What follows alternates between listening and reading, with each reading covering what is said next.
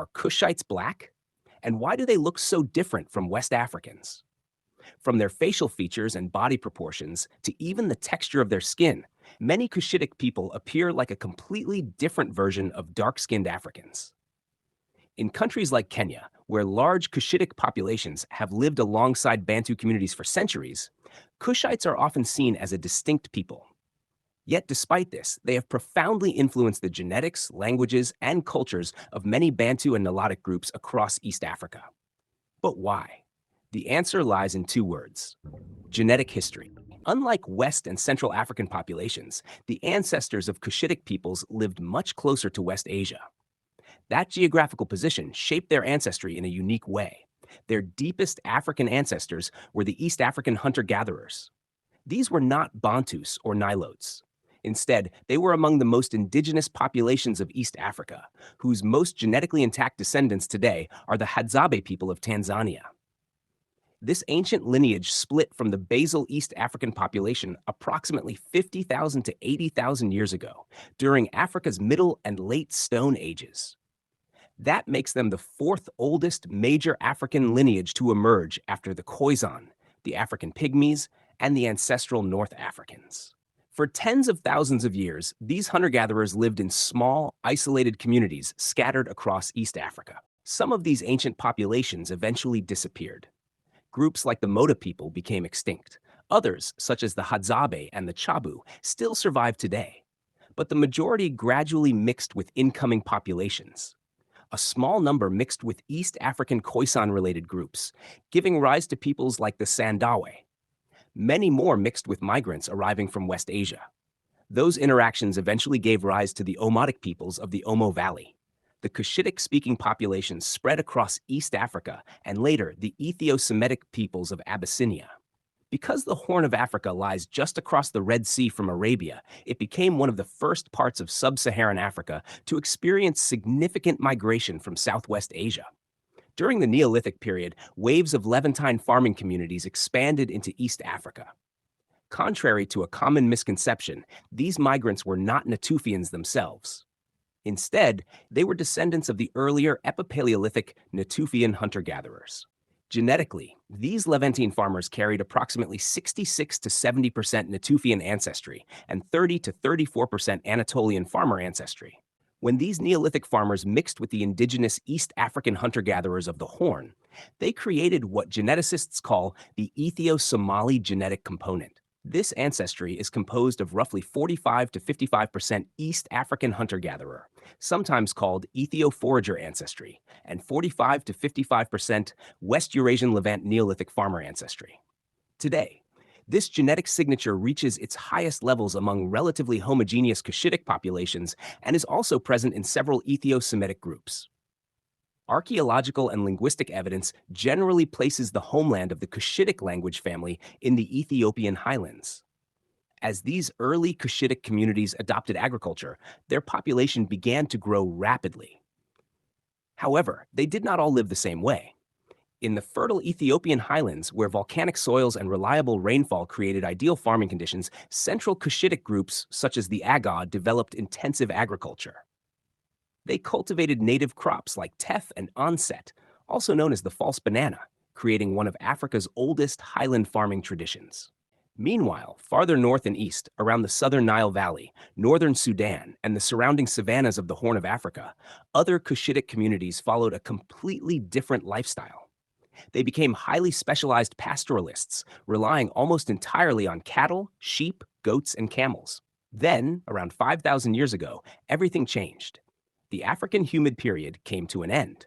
A dramatic climate shift rapidly transformed the once green Sahara and much of the Horn's fertile grasslands into increasingly dry landscapes. This environmental crisis triggered one of Africa's most important yet least well-known population movements, the Great Cushitic Expansion.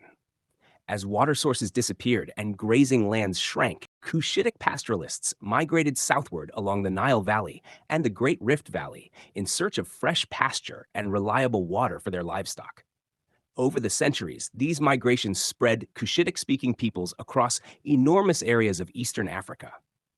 At their greatest extent, They became one of the dominant populations stretching from present-day Sudan all the way to northern Tanzania.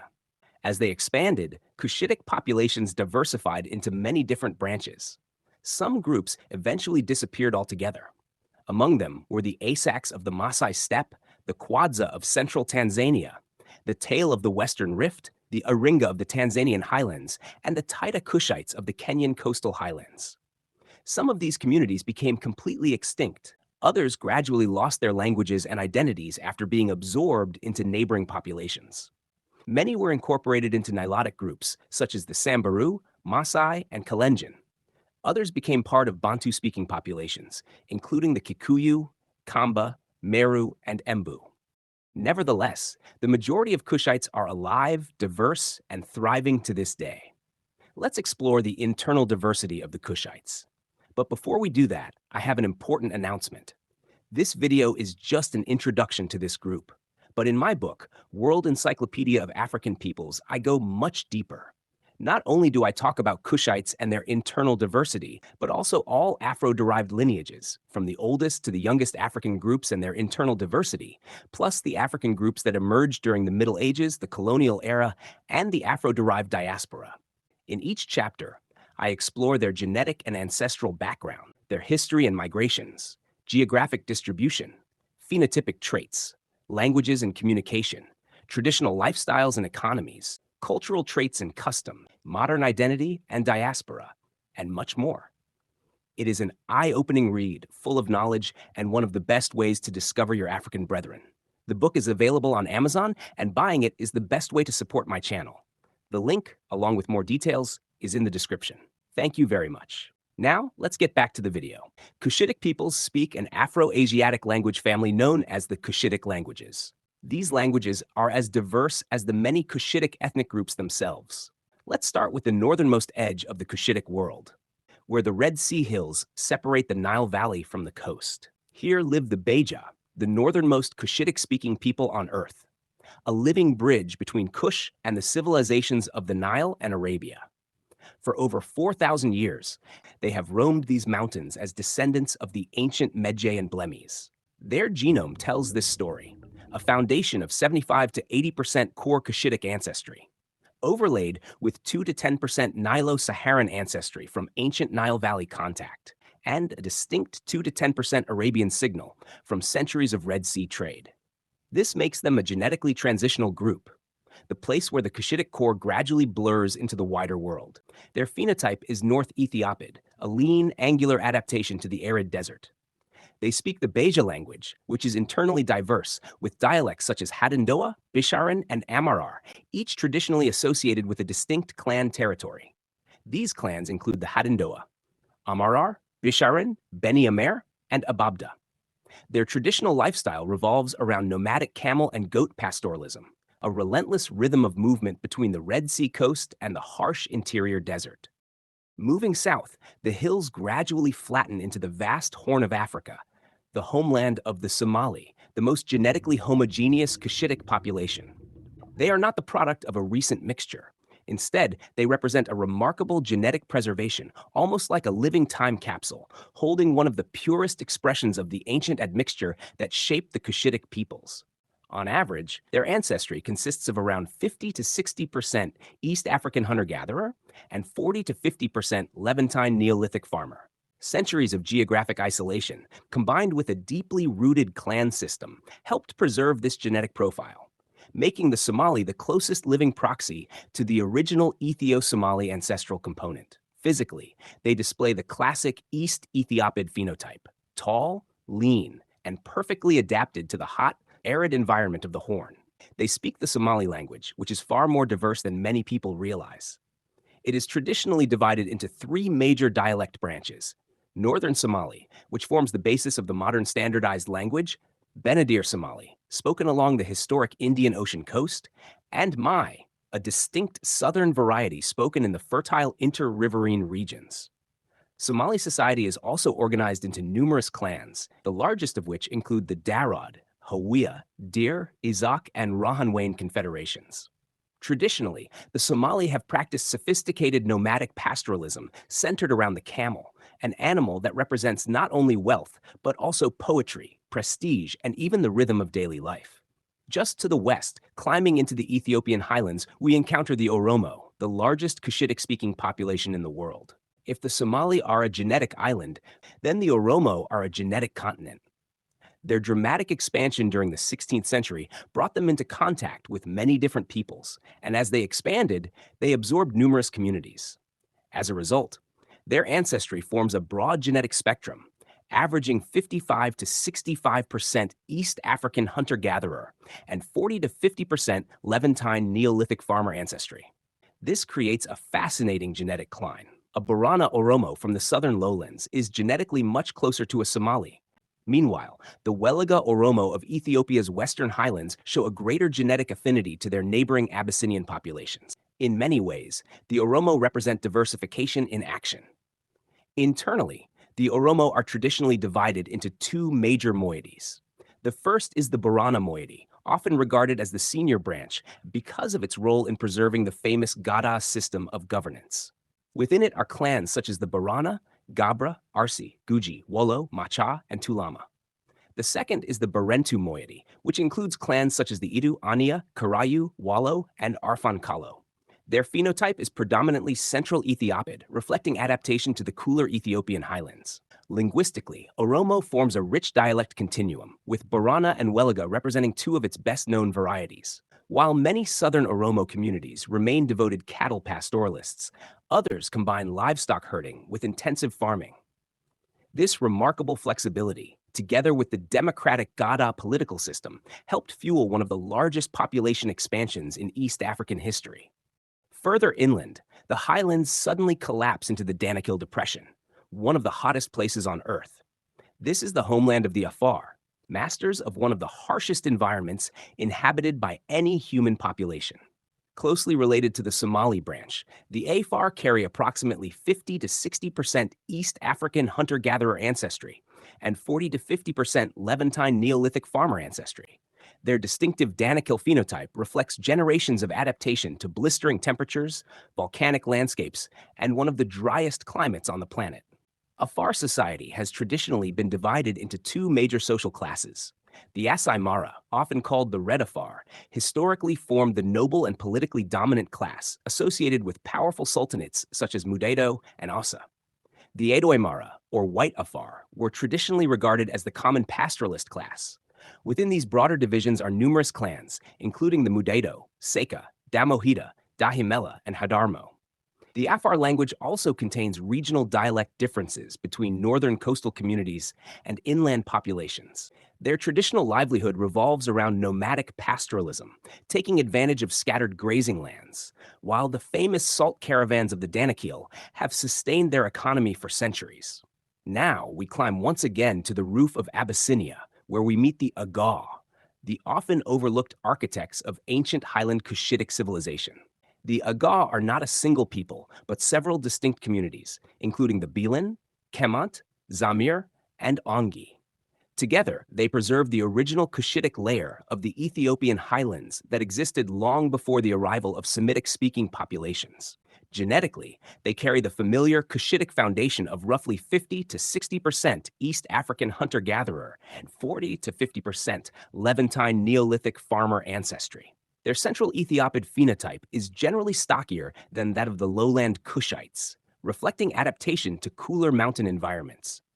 Each community speaks its own Central Cushitic language, creating a remarkable linguistic fossil record of ancient Ethiopia. Unlike many of their pastoral relatives, the Agaw transformed the highlands through terraced agriculture and sophisticated irrigation systems, cultivating crops such as teff and onset. Leaving the Horn behind, we travel south into the Great Lakes region, where we encounter one of East Africa's greatest genetic surprises, the Rutara-speaking Tutsi and Hima. Although they speak Bantu languages today, their ancestry tells a very different story. Descended largely from southern Cushitic pastoralists, their genomes consist of approximately 65 to 80% Ethio-Somali ancestry, combined with 20 to 35% Niger-Congo, or Bantu, ancestry, along with a small 0 to 10% Nilo-Saharan contribution. In other words, genetically, they remain closer to populations of the Horn than to most neighboring Bantu-speaking peoples. Their southern Ethiopid phenotype contributes to some of the tallest average statures found anywhere in Africa, likely reinforced by a long history of cattle pastoralism and diets rich in milk. Their internal diversity reflects centuries of kingdom building and clan organization. They include the Tutsi of Rwanda and Burundi, organized into numerous historic clans, the Hima of Uganda, renowned for their long pastoral traditions, and the Banyamulenge of the Eastern Democratic Republic of the Congo, descendants of earlier Tutsi migrations who have preserved many of the same cultural traditions and ancestral heritage. Returning briefly to the Horn, we meet the Saho, who occupy the highland escarpments overlooking the Rift Valley. Often described as the highland counterparts of the Afar, they are genetically almost identical, carrying roughly 50 to 60% East African hunter-gatherer ancestry and 40 to 50% Levantine Neolithic farmer ancestry. Besides being genetically and culturally closer to the Afar, the cool and overcast highlands of Eritrea have led them to develop the light-skinned Central Ethiopid phenotype. The Saho are organized into numerous clans, including the Asabora, Asawerda, Hado, Ho, Minifer, Irob, Kabota, Debri Mela, and Sanafe. Their language forms a distinct dialect cluster, with major varieties such as Irob and Asaorda. Traditionally, they practice semi-nomadic transhumance, moving seasonally between highland and lowland grazing areas in search of fresh pasture. Back in the southern Ethiopian highlands, we find the Sidama, guardians of one of Africa's oldest agricultural traditions. Among Cushitic-speaking peoples, they are the most genetically shifted toward indigenous East African ancestry, carrying approximately 70 to 75% East African hunter-gatherer ancestry and only 20 to 25% Levantine Neolithic farmer ancestry. This reflects thousands of years of interaction and intermarriage with neighboring Omotic-speaking populations. Their blended ancestry is also reflected in their phenotype, which shows stronger Omotic influences than many other Cushitic groups. Internally, the Sidama are organized into numerous clans, including the Aleta, Hadicho, Hoffa, Yanase, Halogabicho, and Sawola. The Sidama language is relatively uniform, and their society revolves around intensive cultivation of onset, often called the false banana, creating one of the most densely populated agricultural regions in Ethiopia. Close neighbors of the Sidama are the Kambata, who share a remarkably similar highland farming tradition. Genetically, they carry approximately 65 to 75% East African hunter-gatherer ancestry and 20 to 30% Levantine Neolithic farmer ancestry, making them close genetic relatives of the Sidama. Their phenotype, on average, is predominantly Omotic. However, some Kambata clans with higher Levantine Neolithic farmer ancestry possess the Central Ethiopid phenotype. The Kambata are divided into numerous clans, including the Oyeta, Hajibo, Gulba Bolga, Kuntano, Sintaro, Dildi, and Garado. Their language forms a diverse dialect continuum, spoken by communities organized through strong clan structures.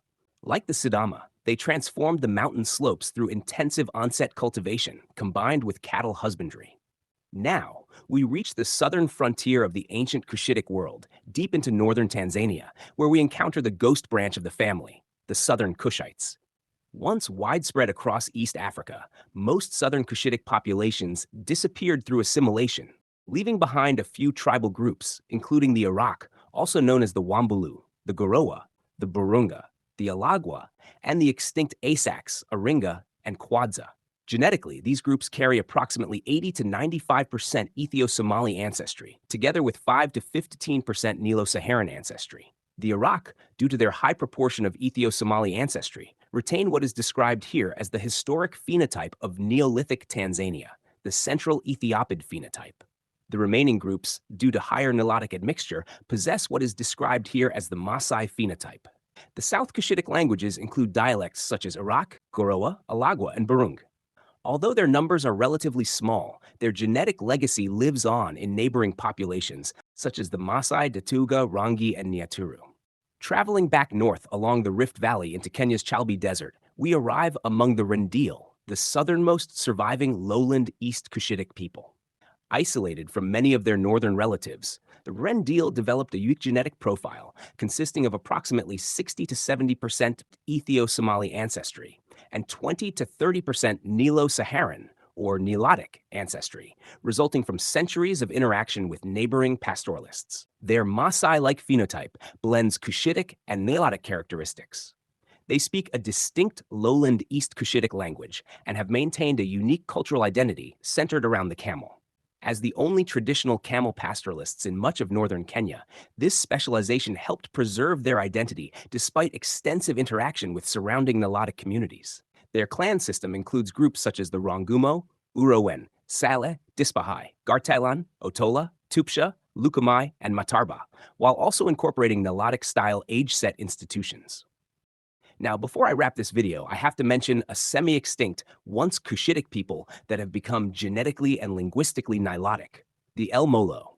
Living alongside the shores of Lake Turkana, the El Molo were masters of hippo and crocodile hunters. Their language, El Molo, a Cushitic language, is now extinct. Their Ethio-Somali genetic component is as low as 10 to 15%. The rest is Nilo-Saharan, making them possessing the Nilo-Hamitic phenotype, with a population number of about 100 today, making them a semi-extinct group. And there you have it. If you enjoyed this video, be sure to check out my next one on the Ethio-Semitic peoples, a fascinating group closely related to the Kushites, yet distinct in their language, history, and culture. As always, stay curious, stay smart, and thank you very much for watching.